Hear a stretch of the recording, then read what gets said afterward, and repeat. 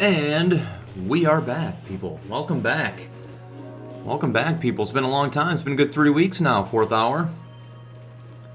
Hope you guys are doing well.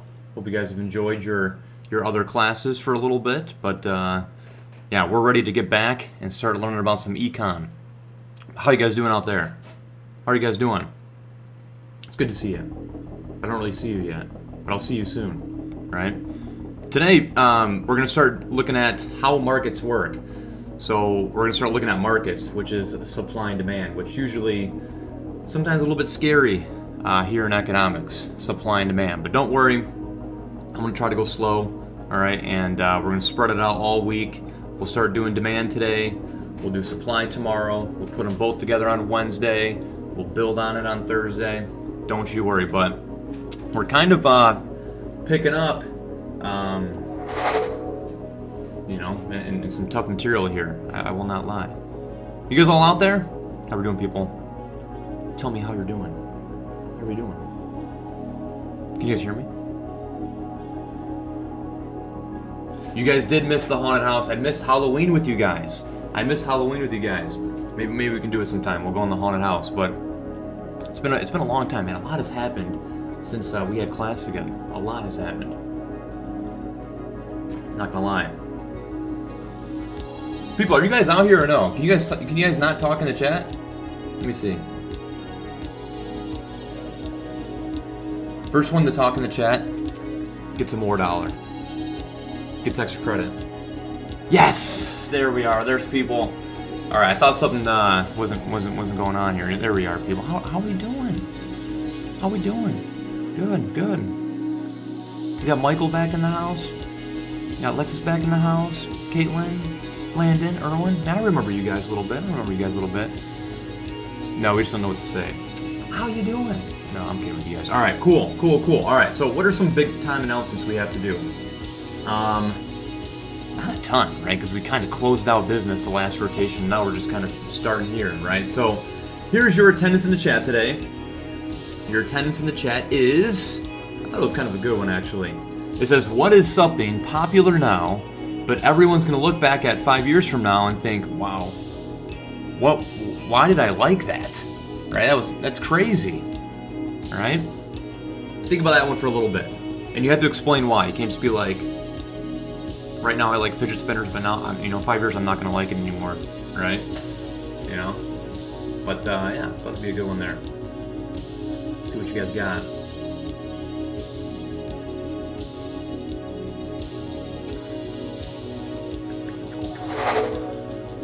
Oh.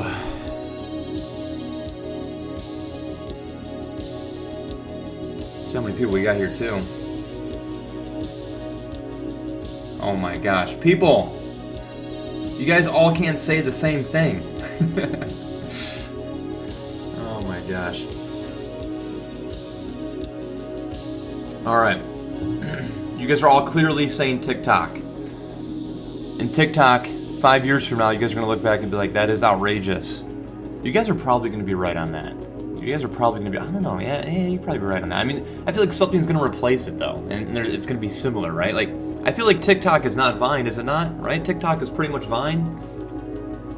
I mean, it's got to be very similar, right? And Vine was, like, super cool, and then, like, it got replaced. A lot of you guys are saying Among Us. I've heard that is, like, a really, really fun game. People have been talking about that a lot. I've not tried it yet. But you're probably right on that too. It's kind of just like one of those like fads. It seems like every year there's some sort of big fad. It's like, what was the fad last year? What did everyone like last year that like is totally just like not a thing anymore? 2K? What's 2K? NBA 2K?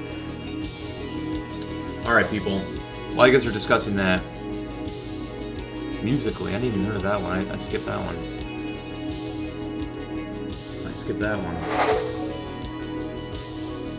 Fortnite. I still think Fortnite is the number one, like, most played game, is it not still? Like, Fortnite is pretty so crazy. But definitely, in 5 years, I would think Fortnite's pretty much done. But I don't know. You don't know with those kind of things. Last year? That's been popular for a while. All right, anyway. I wanted to mention this, people. Some of you guys are like, Mr. Moore, how do we know what we're doing, right? Remember, the playlist, right? It's right here, right? And this will kind of tell you guys all that you're doing, just in case you're absent and whatnot. Now, remember, right, I change this around at times, right? But it's kind of the game plan, right? Today we're going to learn about demand, supply tomorrow. We'll put both of them together. And there's going to be a little bit of practice thing each day, all right? I call them problem sets. We've only done one problem set in this class because, you know, the first 3 weeks we've done, you know, a lot of like little projects and things like that, kind of boost up your summative grades a little bit. To sort of expect every day there's going to be some sort of like exit ticket or some sort of problem set. Now, the problem sets are usually due the following day, right? So like today, if we get to the assignment, which we might not do, but if we get to the assignment and I give you it today, right, it's not going to be due until tomorrow at midnight. In other words, always remember this, right? Whenever I give you an assignment, unless stated otherwise, you have 2 Google Meets to like ask questions to get it straight, and then it's ultimately due afterwards. So just so you guys know, right? Just so you guys know. And I think a lot of us, we need to do a much better job at not letting the missing assignments accumulate like last time. Some of you guys had just an insane amount of missing assignments, and then you were working like, you know, all midnight on that Sunday to get them into me. All right, I was getting like notifications on my phone at like 4 a.m. Minecraft is #1 most played. I can believe that. Minecraft is the game that never dies. You're probably right on that. I've never tried it. My little brother plays it. I've seen it before. All right, people. I think that's all we need to discuss, and let's just jump into it. Let's jump into it, people.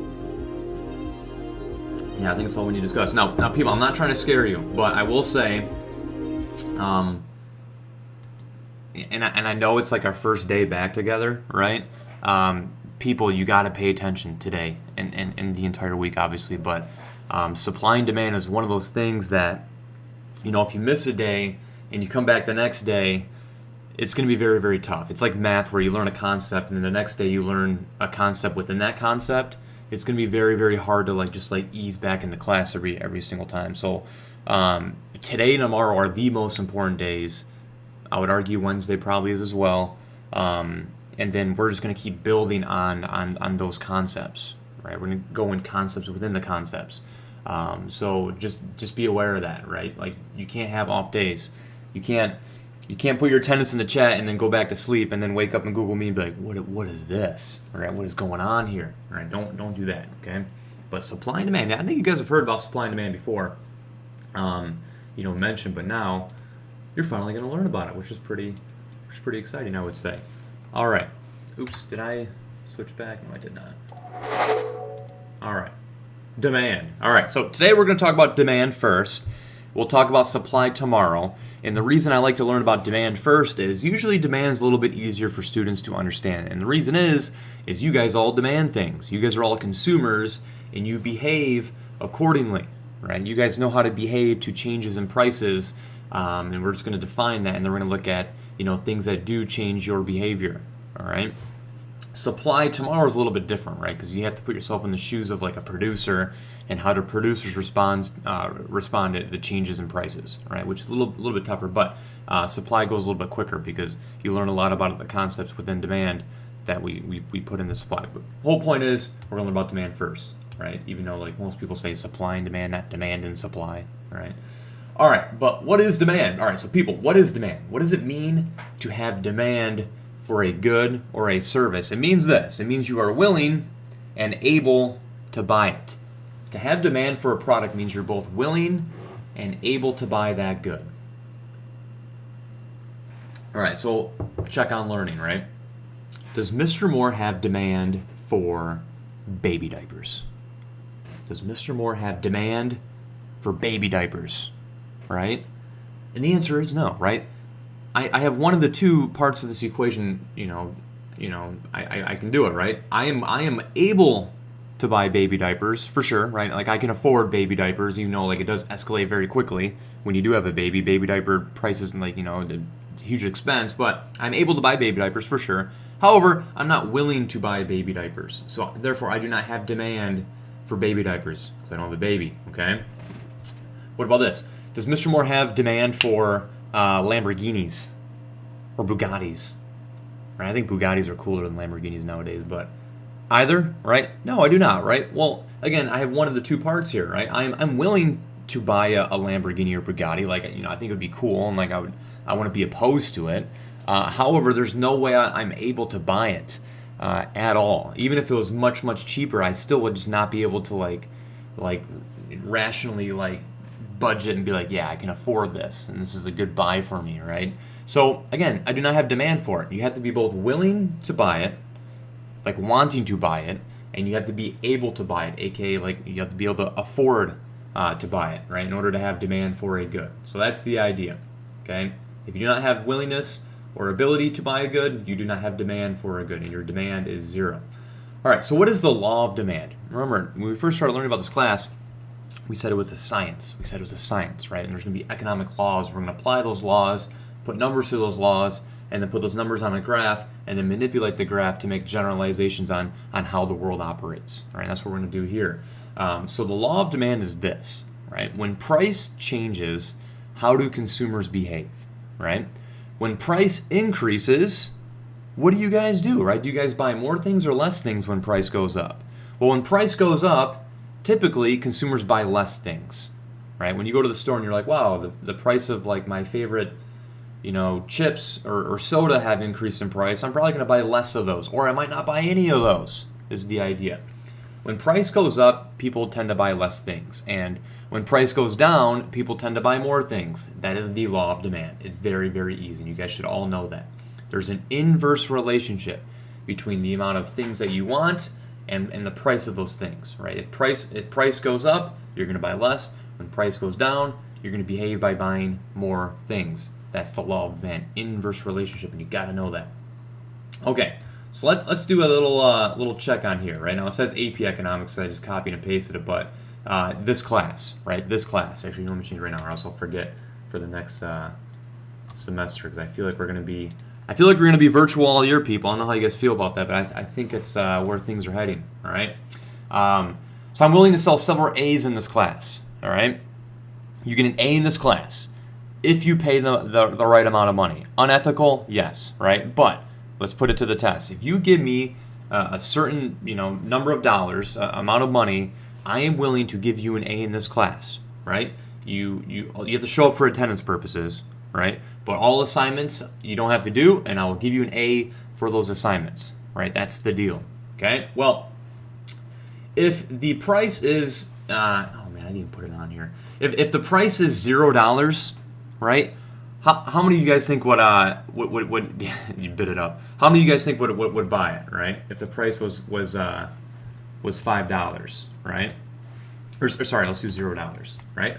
Most of you guys would raise your hand and be like, yeah, Mr. Moore, I'll take you up on that. I'm all about paying $0 to get an A in this class. I would love to sleep from 9 to 10 and boost my GPA while doing nothing, right? I'm all in, right? So we got, what, 21 people watching here, right? You guys would all be probably willing. It's hard to not do in a classroom setting, obviously. You guys would all be like, yeah, I'm willing to do it, right? For sure. But what if I raise the price, right? What if I raise the price to, like, say, $10, even just $10, right? Not that much more, and you guys, I'm sure, can all probably afford that. I'm sure some of you guys would be like, you know what, like, I'm not willing to pay $10 for the A. Like, I already have an A. It's not that hard. I want to learn about economics anyway. I'd rather just keep my $10. But I know, again, a vast majority of you guys would be like, $10 for an A and I don't do anything? Yeah, I'm doing that, right? So, like, let's take out a couple of you guys, right? Say we increase the price to a lot more. Let's say, like, $50, right? You give me $50, and I will give you an A in this class, right? Again, the price is starting to go up now. Maybe some of you guys can't afford $50, right? I mean, do you have $50 on you right now? Some of you guys probably not, right? And then again, some of you guys be like, what, $50? Like, this class isn't that crazy. I'd rather just take the class and, keep my money and buy Minecraft or whatever, right? Is Minecraft a free download? I feel like it's probably a free download, isn't it? Microtransactions, is that the business plan for Minecraft? But anyway, right, it would be less, right? Probably, I don't know, probably like 12 of you guys, just guessing from past responses. And then say I increase the price to like $100, right? Well, at $100, a lot of you guys would be like, you know what, $100 is a lot, I'm not doing it. Maybe like 3 of you guys are left that have willingness and ability to still buy the good, and then if I increase the price obviously to like $1,000, I don't think any of you guys would take me up on that offer. I think you guys would be like, you know what, $1,000, I'll just take the class, I'll get an A, right? I mean, people take AP classes to save $1,000, right? So like, there's no way anyone would be willing to take me up on this offer for $1,000, right? Oh, it does cost money. Hey, $20, $25 for like all that entertainment, that is a good deal. I'll say that for sure. All right, but anyway, I hope you guys can see what I'm talking about here. The inverse relationship between price and quantity demanded, right? As we increase the price here, what happens to quantity demanded? Well, it declines, right? It goes down, right? People are going to be less willing and able to buy it as price increases. And then obviously, if I started off at $1,000 and then I started lowering the price, right, more and more of you guys would be like, you know what, I'm willing and able to buy it, right? Either of the two or both, right? More people are going to be willing to buy the product if the price is lower, right? So that is the idea. An inverse relationship between price and quantity demanded. That is the law of demand, all right? So, does any of you guys have demand for this good right here, this old desktop, right? It's about 12 years old.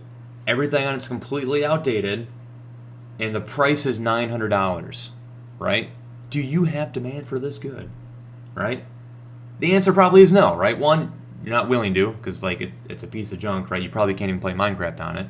And secondly, right, some of you guys probably can't afford $900. It's a pretty big purchase, right? Lexus is like, no way I would buy that. People, you guys see the yellow tinge on it? I once had like a hand-me-down computer from my grandfather that was kind of like this, and he was a big smoker in the household, and like you could smell the tar on the computer. It just like sticks to this plastic, right? That's disgusting. Yeah, some guys are like, no way. People, I gotta make mods. Hey, who wants to be mods this rotation? I didn't have any mods last time. Who are people that are always participating, talking in the chat? Now, if you abuse your mod power, people, then obviously you're not a mod anymore, and you just get in trouble, and it's really bad, right? Erwin, you can be a mod. Lexus, you can be a mod, for sure. And you also have to turn all your work in, right? If you don't turn all your work in, you become unmodded. I think Jessica's always talking a lot. Michael's talking a lot, usually. All right, we got some mods. There we go. All right, keep things orderly here. All right, do not be timing people out if they're being good. All right, or else you will not be a mod anymore. Yeah, you get the cool little like wrench next to your name, like some students like. I don't know. But anyway, all right. So what we're going to talk about now is why does the law of demand occur? Right. You guys have all seen the law of demand, like it's pretty evident, like you guys get it, right? Like you know that when price goes down, you buy less, and then when price goes up, you buy more, right? But let's try to explain, scientifically, right, why this happens, right? Why does this happen? Why does the law of demand occur? All right, well, there's 3 reasons, and you're going to have to explain all 3 of these reasons, using your own words on the problem set today, so make sure you guys are paying attention, but there's 3 reasons why. 3 reasons why. I'll talk about each one in detail here. Yeah. We got some mods now, okay? The first reason is this, the substitution effect. The substitution effect basically is this idea, and let's use Pepsi and Coke for this, right?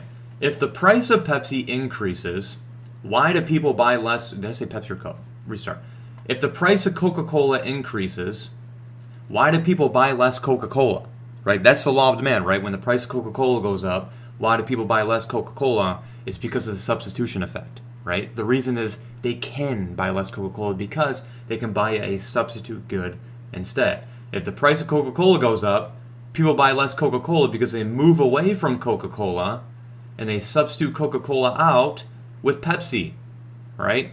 Generally, for most goods, there's a substitute product. So when price goes up for a certain good, you don't have to pay those higher prices because you can move away from that good to a substitute product, right? And then vice versa, right? If the price of Coca-Cola goes down, why do people buy more Coca-Cola? Because people move away from some sort of other substitute good to Coca-Cola, right? So that helps explain why the law of demand occurs. Is generally there are substitute goods out there. Now, on Friday, and I don't know if we're going to get there on Friday, but I have it penciled in right now, maybe on Monday, we're going to talk about the concept of elasticity. And that basically is the idea of like how much do consumers change their behavior basically on a change in price? Like there's some goods out there like oil, for instance, like gas, like filling up your car like gas, right? If the price of gas goes up from like $2.50 to like $3, do you really buy less? Right? Price goes up, do you really buy less? I mean, marginally, right? People will probably buy a little bit less, but in general, right, people aren't that responsive to a change in price. If the price of Coca-Cola changes, however, people generally are pretty responsive to the change in price. They just buy Pepsi instead. Right? I know people are pretty brand loyal, but I hope you guys are picking what I'm throwing down. Some goods, the substitution effect is not that evident, right? But most goods, there's a substitute product. So the law of demand can occur because people move away or move to the substitute good. Am I going too fast? Am I going too fast, people? Okay, number 2 is the income effect, right? Why does the law of demand occur, right? It's because of this. When price changes and you have some sort of amount of money, right, income, your purchasing power will change, right? It'll either increase or decrease. So it'll increase your ability to maybe buy more or maybe to buy less. So it says if the price goes down for a product, the purchasing power increases for consumers, allowing them to purchase more, right? So say you want to buy some milk, right? We're going to talk about milk a lot today. Say you want to go buy some milk, and the price for milk is $2. The price for milk is $2, and you have $4 in your pocket. You have $4. So you go to the grocery store, you have $4, the price of milk is $2, so you're able to buy 2 gallons of milk. Right? Each unit of milk, each gallon of milk costs $2, and you have 4. You can buy 2 gallons of milk, right? Let's say the price goes down from $2 to $1, right? And you have $4, right? Well, now instead of only being able to buy 2 gallons of milk, now you can buy 4 gallons of milk. That's the idea, right? When price goes down from $2 to $1, people buy more because they quite simply can buy more, right? Their money can now go further, right? Their money has now more purchasing power. Alternatively, right, let's say price increases from $2 to $4. You used to be able to buy 2 units of milk with your $4. Now, obviously, you can only buy 1 unit of milk with your $4. When price increases, people buy less because they can't buy as much, right? Their money can't go as far. Their purchasing power becomes reduced. That's the idea of the income effect. So we got 2 so far out of the 3. The substitution effect, pretty simple, I think, to understand, and likewise with the income effect. Right? It just helps explain why the inverse relationship between quantity demanded and price occur. The last reason is one I believe we've already talked about when we talked about pizza. We talked about utility, right? Level of satisfaction, and we looked at the pie, right? And we said the first slice is going to give us a lot of satisfaction. The second slice is going to give us some satisfaction, but not as much as the first one. So forth and so on. It's called the law of diminishing marginal utility. The more you do of anything, the less and less satisfied you'll become. Oh, we got 2 new viewers in here. Are you waking up late, people? Better put your attendance in the chat. Anyway, so that's the idea. The law of diminishing marginal utility. And remember, diminishing is like decreasing, and marginal means additional. So really, it can be restated as law of decreasing additional satisfaction. The more you do of anything, then less and less satisfied you'll become. Oh, what's up, Gavin? Good to see you. Good to see you. All right. So remember, again, utility means satisfaction. That's how we measure, happiness in economics, right? We usually, we measure it using utils, right? But the idea is this, right? Now, again, this kind of is unfortunate, right? In class, it's really fun. I usually pick on some kid to drink a huge gallon of Kool-Aid in front of the class, and usually it's someone that's like, yeah, I like Kool-Aid, right? And they go up to the front, and I give them a cup of Kool-Aid, right? And they drink that cup of Kool-Aid. I'm like, hey, on a scale from 1 to 10, how much utility do you have? Like, how satisfied are you, right? And generally, right, the first cup of Kool-Aid, I put like a lot of sugar. I make it good, right? They're like, yeah, right? A 10 out of 10. Kool-Aid's great. And I give them another cup, right? And I'm like, on that second cup, how much additional satisfaction did you get? It's pretty cool still, Mr. Moore. Like a 9, right? And I keep giving them cups of Kool-Aid, and every cup of Kool-Aid I give them, they get less and less and less satisfied. No, I got you, Gavin. You're good. You're good. All the way to the point where like they're drinking that whole gallon of Kool-Aid, right? And I give them another cup, and they're like, Mr. Moore, like, no more. Like, I'm not thirsty anymore. I can't drink any more Kool-Aid anymore. I need to go to the bathroom, please. right? And they have negative utility, right? Like the idea of drinking more Kool-Aid like makes them want to vomit is the idea.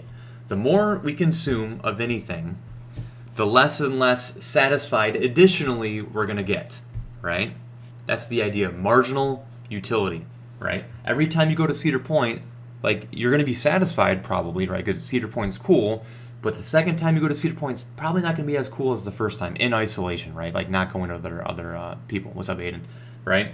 You know, and the third time definitely is not going to be as cool as the second time or the first time, right? And so forth and so on. Okay? That's the idea. So the law of diminished marginal utility basically says every time you consume something additionally, right, the additional satisfaction will fall. So how does this relate to the law of demand? Well, in order to get you to buy more units, knowingly that every time you buy an additional unit, right, you're going to be less and less satisfied, what has to happen to price for you to buy more units? Well, the price has to decrease, right? Imagine like hey, you guys like chocolate milk? You guys like chocolate milk? Kind of weird question, but like generally like kids like chocolate milk a lot, right? And like when you take like a child to like a restaurant, they like chocolate milk, but the funny thing is, right, chocolate milk at a restaurant usually is like really expensive. It's like $3 to $4, right? And I like chocolate milk too, right? So I go to a restaurant and I want to buy some chocolate milk, right? And the price is $4, right? I'm like, yeah, all about it, right? I want chocolate milk, right? And then I order another chocolate milk, right? And then it still costs $4, right? You know, maybe I'll buy the second one. But like I'm not gonna buy a third, cup of chocolate milk and pay $12 for chocolate milk, right? That's outrageous. So for me to buy more quantity, they have to reduce the price, right? Is the idea. So the law of demand occurs because price has to go down for quantity demanded to increase is the general idea. For you to buy more quantity, they have to lower the price. Maybe a better example would be like a pizza restaurant that sells pizza by the individual slice. At Michigan State, there was a lot of pizza restaurants that would do that. So I'd buy the first slice, the second slice. Like in order for me to buy a third slice, so like the third slice has to be lower price than the other two, right? Or else it's not worth it, right? I'm already pretty fulfilled with the first two. So again, you can see it, right? The law of diminishing marginal utility is everywhere. So here is Disneyland's pricing strategy to get you to go to Disneyland, and in terms of like a day pass at Disneyland. So if you want to go and get a 1 day pass, the price of that would be $96. A 2 day pass is $178 in total, obviously, but for each day, the pass would be $89, right? If you do the math, right? 178 divided by 2, right? So you can see that, right? Disneyland knows that like the more days you frequent the park, the less and less satisfied you're going to become. So knowing you're going to be less and less satisfied every single day, they have to lower the price to incentivize you. Guys remember incentives? To incentivize you to frequent the park, right? Is the idea. And also look at they throw in fringe benefits, right? The Magic Morning, right? So you can like eat breakfast and stuff with like the Donald Duck and like Mickey Mouse and things like that. I believe that's what it's called. But yeah, right. A 5 day pass would be $53 a day, right? It's like half the price of a 1 day pass. Pretty clear, right? You guys see that like most businesses have like punch cards, right? Like your 6 coffee is free or your 6 donut is free. That's the idea, right? And to get you to buy more, they have to give you some sort of benefit. They have to lower the price typically, or give you a free cup of coffee. But if you think about it, price goes down because you're dividing it, over the 6. Okay.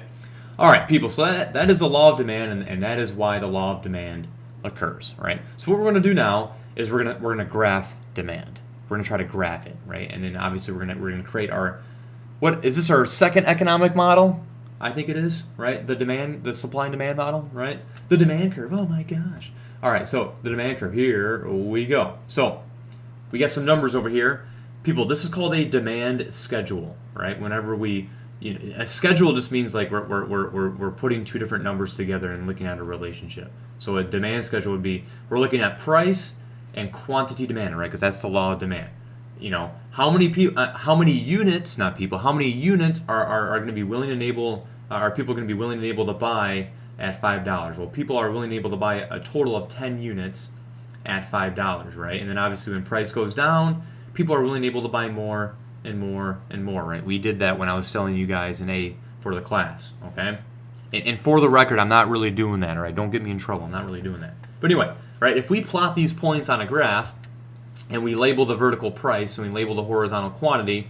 And people, just for now, right, just an easy way to remember, how to label this graph is we're looking at price and how much people want, and later how much people are going to sell, so that's quantity.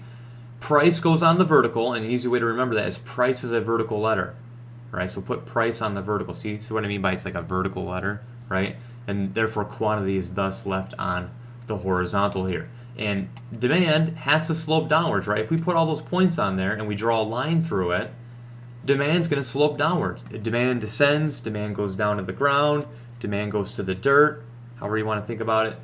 And again, because it's that inverse relationship. In order for quantity to increase, price has to decrease and vice versa. So demand always slopes downwards graphically. Okay? All right. Again, we're going to be looking at markets. That's what Unit 2 is called, how markets work, right? So what is a market? Well, think about this, right? A market is the sum of everyone's individual demand and later supply, right? All of you guys, I'm sure, have your own willingness and ability to buy milk, right? Some of you guys, at $5 wouldn't buy any milk, right? Some of you guys at $1 would buy, a ton of milk, right? And everyone's different. That's the idea. Like, everyone's different. Like Billy, here's Billy's demand for milk. Here's Gene's, demand for milk, and then like everyone else, their demand for milk, right? Add them all up together. That's the idea of a market. It's the sum of everyone's individual demand, right, for a particular good. So what that means is, if the price is $3, collectively, everyone in this market, right, is going to be willing to buy a total of 30 units at a price of $3. At a price of $5, people are going to be willing to buy a total of 10 units of milk. So it's just everyone's individual demand curves, added together, which is going to equal market demand, is the idea, right? Markets is everyone, okay?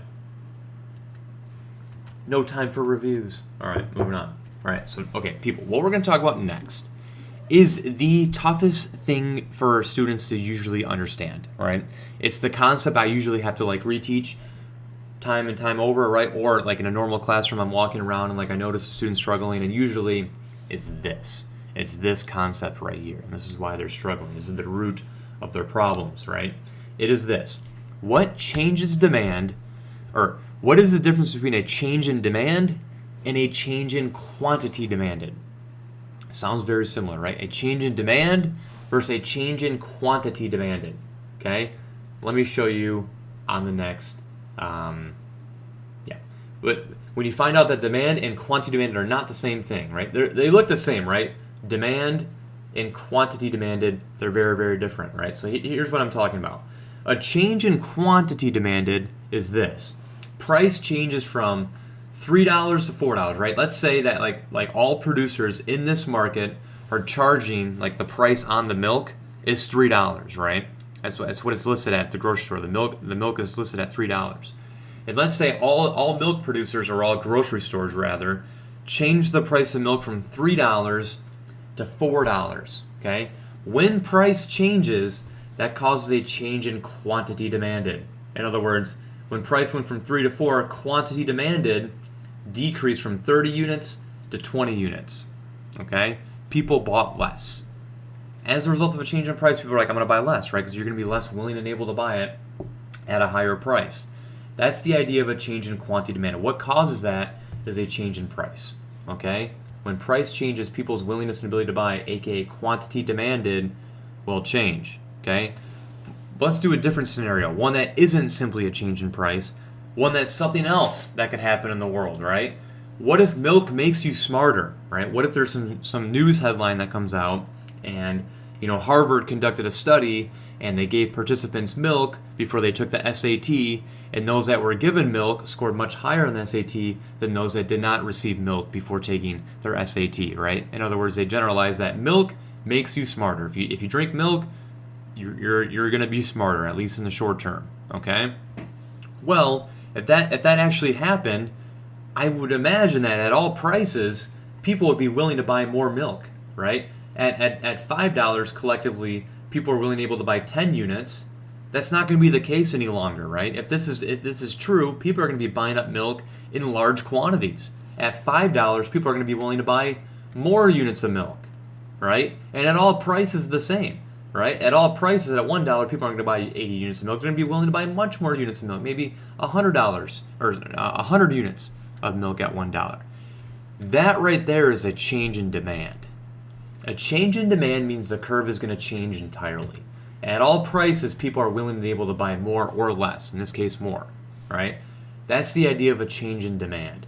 Something else happened other than a change in price, and it caused people to want to buy more units at every price point. That's a change in demand. A change in quantity demanded, however, is when price changes and we're just going to move along our demand curve to figure out, okay, well, how much are people going to buy more or less now, right? What's going to happen now? But if something other than a change in price happens in this market, at all prices, people are going to be willing and able to buy more or less, right? Imagine if this study comes out, right? If you drink milk, you become bald, right? They did a 10-year study, and those that consumed more units of milk typically had more hair loss, right? Okay, well, if that study came out, at all prices, people would definitely be willing to buy less milk, right? If that came out, I like my hair, right? I would not even want to risk it. I would substitute milk out entirely. I wouldn't want to buy any units of milk if there was a chance that it might make me bald, right? I don't know, right? Being bald is not bad, right? But I'm just saying, okay? So yeah, at all prices, right, if this is the case, right, people are going to be willing to buy less. So if demand decreases, you have to shift it to the left, right? Because at all prices, right now, see, at $4, people are willing to buy 20 units. Now at $4, people are willing to buy 10 units. At all prices, people are willing to buy less. Just like when we increased demand on the other one, when milk was proven to make you smarter, right? An increase is to the right. Don't forget that. Mr. Moore is always right. An increase is to the right. A decrease is to the left. If it's something if price changes, then we're just going to move along our demand curve. Okay? That's the idea, right? So here's the third one. It says, what happens to demand for milk if the price of milk goes up? Will demand increase or will demand decrease? Or none of the above? What do you guys think? What's going to happen here? Is demand going to increase, decrease, or not change? Check on learning. Let's get some answers in the chat. Given this scenario right here, is demand going to increase, decrease, or remain unchanged? Let's see if you guys are picking up what I'm throwing down out here. We've got our mods. We got our mods in the chat. Don't copy, people. Don't copy. Think on your own. What's going to happen to demand? The willingness and ability at all prices. If this happens, if the price of milk goes up. What do you guys think? No. I think Irwin got all you guys. Irwin took a risk and was like, I think it's going to decrease, right? And you guys are all copying. No. People, the answer is it's unchanged. The answer is unchanged, right? And this is why it's tough, right? And this is why it's like the number one most missed question in any given year. It's the most difficult concept for students usually to understand, right? Demand is unchanged here. And the reason is this, right? It's not going to cause a change in demand. It's not going to cause this demand curve to change. It's not going to cause... Remember, a change in demand is when at all prices, people are willing to able to buy more or less. If the price of milk goes up, that's going to change quantity demanded. It's going to change quantity demanded. It's going to change the amount of quantity that people want to buy. It's not going to change their willingness and ability to buy, though. All right? If price goes from $2 to $3, people are going to buy less. We're going to move along our demand curve. It's going to cause a change in quantity demanded. It has to be something other than a change in price to change demand, right? Again, this is demand.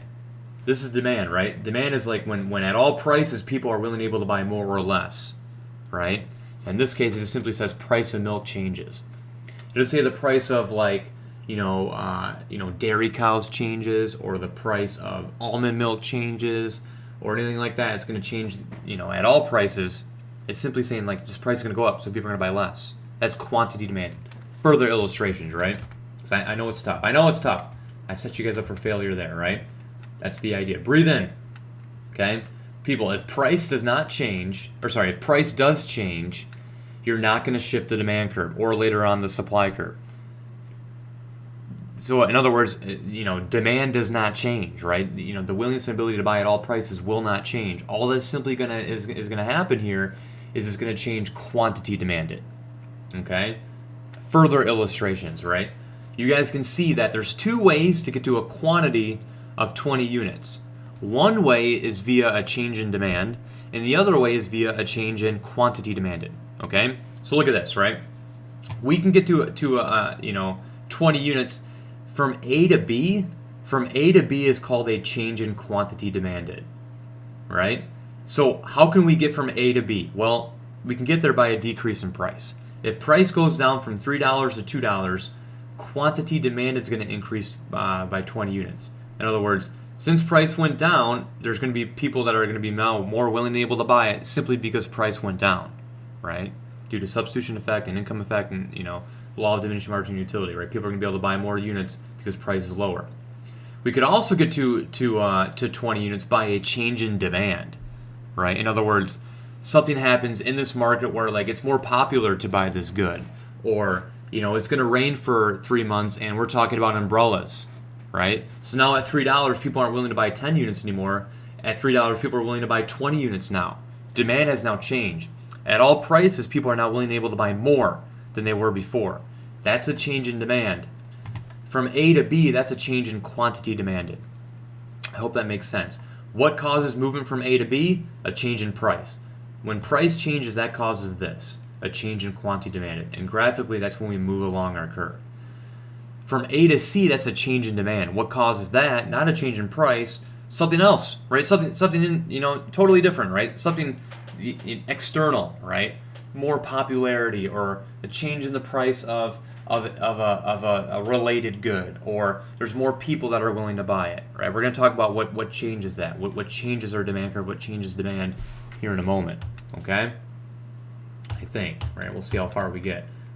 All right, again, last illustration. You guys should see that, this is a big deal, right? Don't get this wrong. Is this, right? This is a change in quantity demanded, all right? Price changes, and now we're going to buy less things, right? Maybe at $1.10, right? People would buy 6 units, and now at $2, people are going to buy 2 units, right?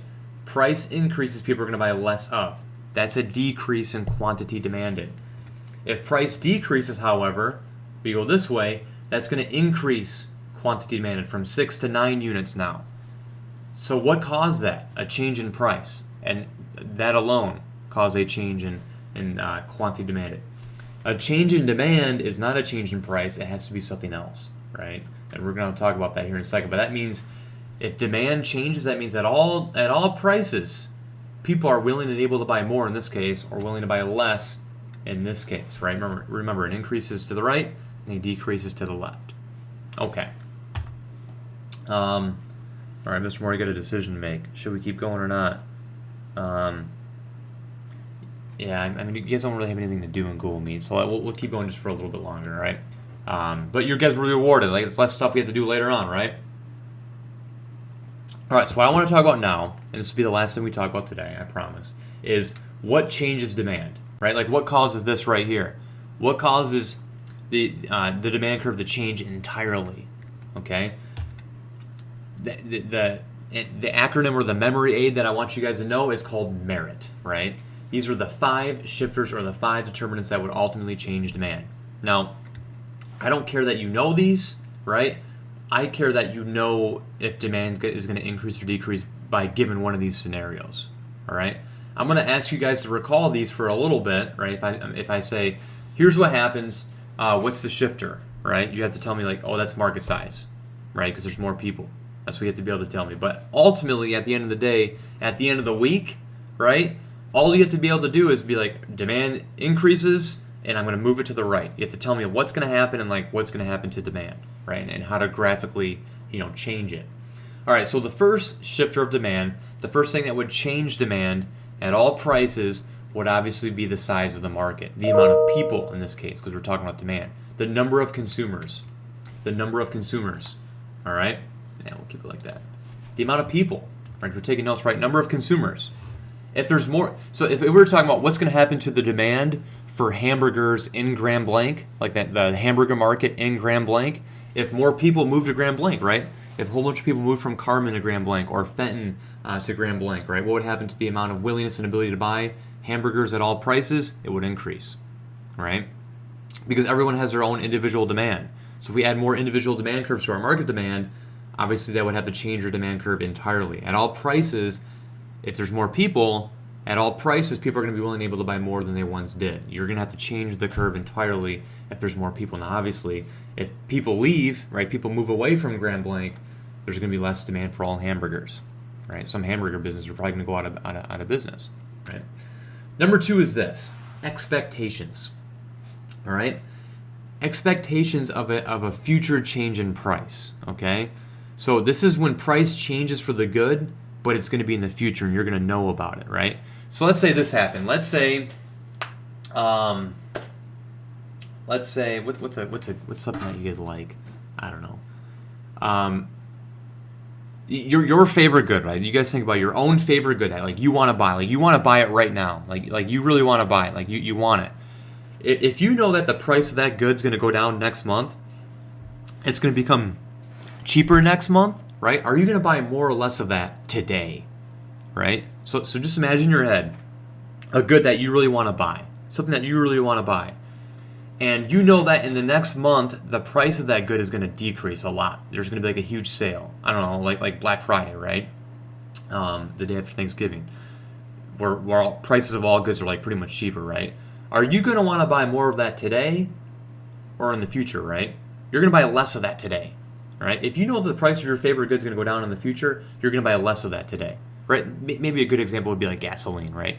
Are you going to fill up your tank, say you're on halfway, if you know the price of gas is going to fall dramatically in a couple weeks? You're going to wait. You're going to buy less today and more in the future if you know that price is going to fall in the future. So that's the idea. Future expectations of a change in price. If price is expected to fall in the future, you're going to buy less today. If price is expected to go up in the future, you're going to buy more today. Okay? Because you don't want to pay those higher prices in the future, and you want to buy more of those goods at lower prices in the future is the idea. Okay, number 3 is related goods. This is going to be either a substitute or a complement. So if price changes for a good that's related to it, right? Let's say hot dogs and hot dog buns, right? Hot dogs and hot dog buns are called complements, right? They're called complements. They're two goods that go together, right? So let's say the price of one of those goods changes, right? Let's say the price of hot dogs goes down in price, and you want to have a cookout. The price of hot dogs goes down in price. Are you going to want to buy more or less hot dog buns?